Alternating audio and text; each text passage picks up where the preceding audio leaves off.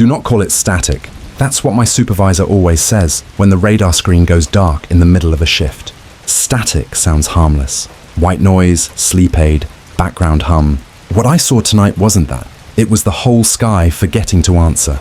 I'm Caleb Ortiz, 33, radar systems technician at the Seattle Air Traffic Control Center. My job is to make sure the dots that represent real people don't vanish. Most nights are calm. Coffee, steady chatter on the VHF, rain painting Morse code on the windows. But tonight the main repeater blinked out like a heartbeat caught off guard. Sector 3.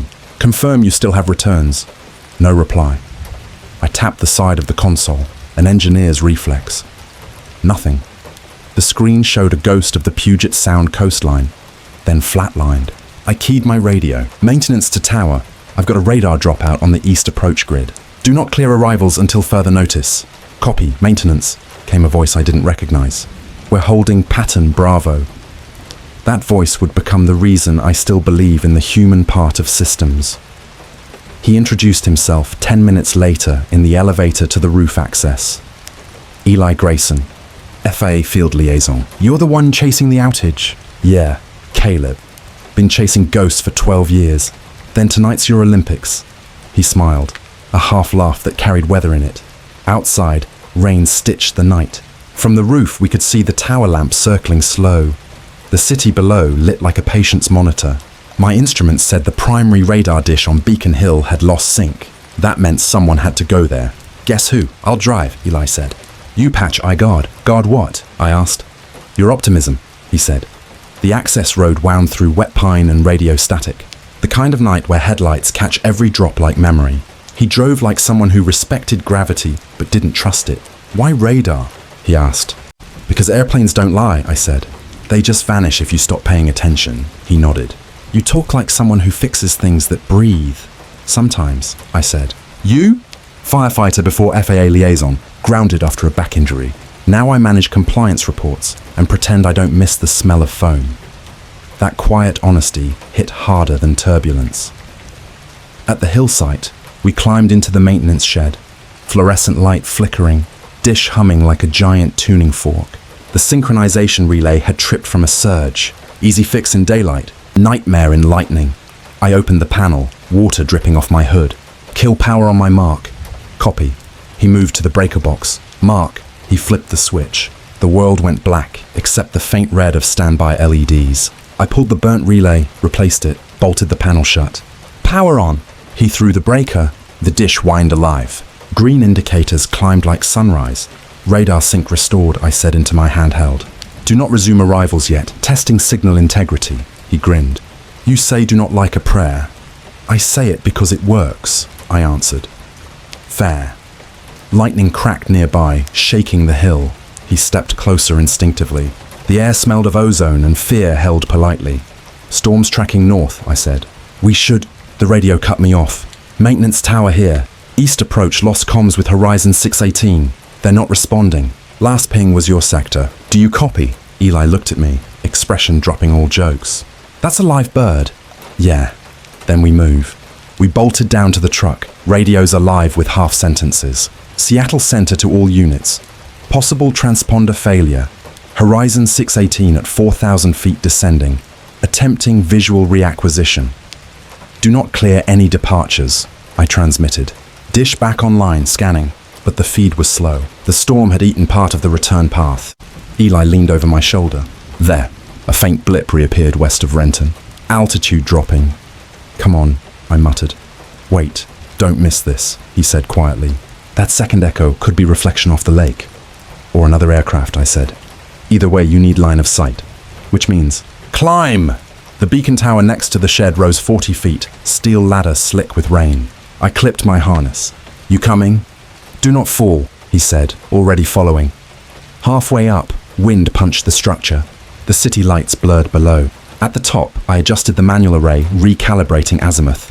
The radar beeped, a tone sweeter than any song. Got them, I yelled. Altitude steady at 3800, heading northwest. Back on vector, he exhaled. Copy. Tell tower to keep them on hold until the squall clears. Already on it. When I keyed the mic, my hands were shaking. He noticed. You okay? He asked. I keep being, I said. The words came unplanned, like a reflex of belief. He smiled at that. Then let's stay that way.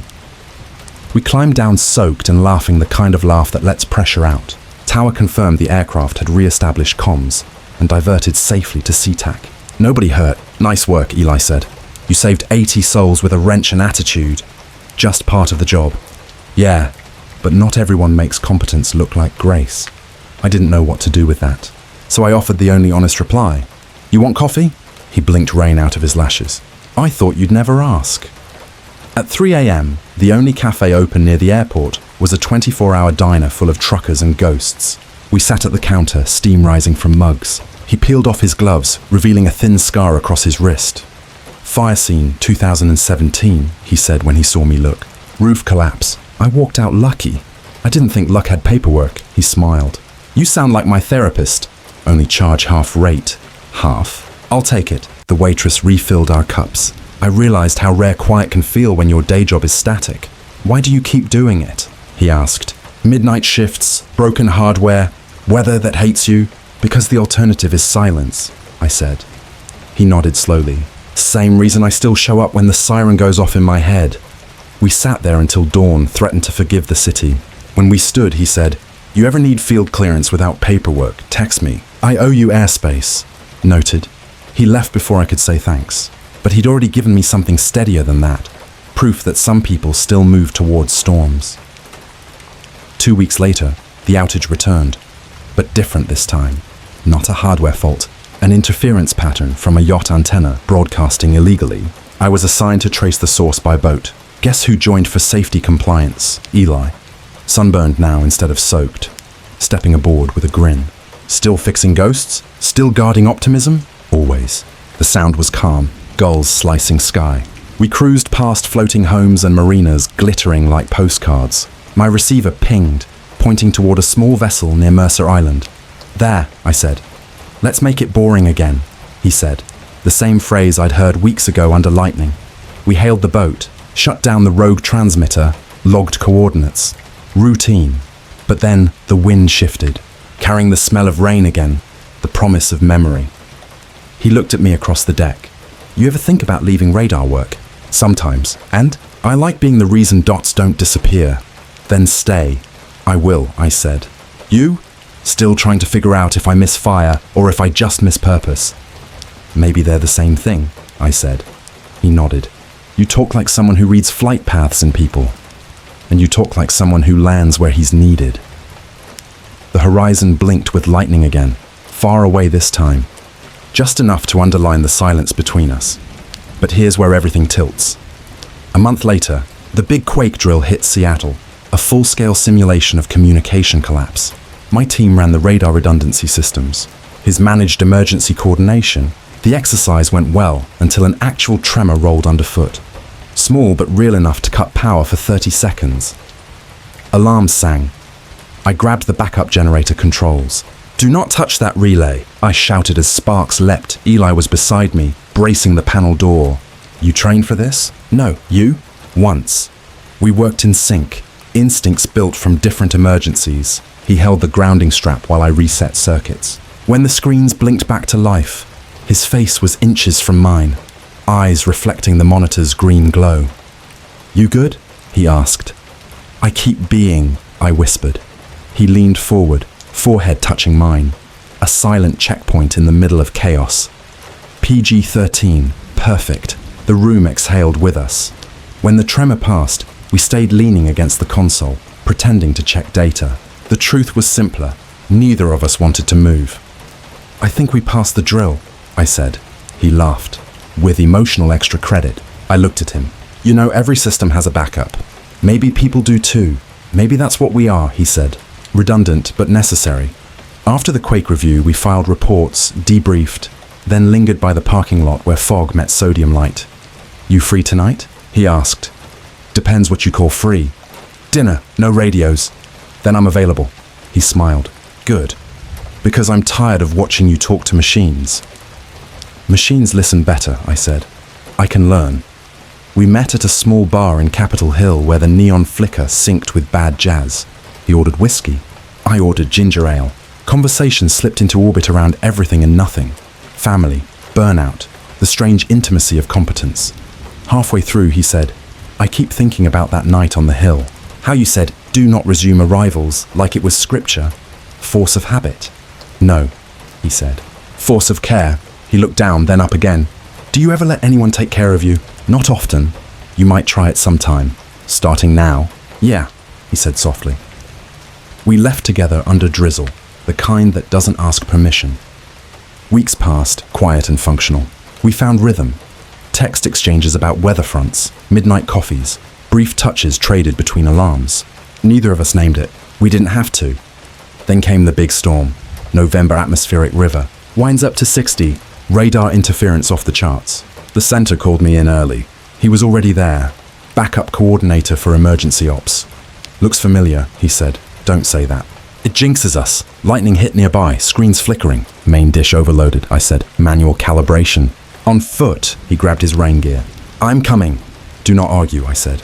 "I'm not. I'm agreeing." We reached Beacon Hill again. Déjà vu wrapped in thunder.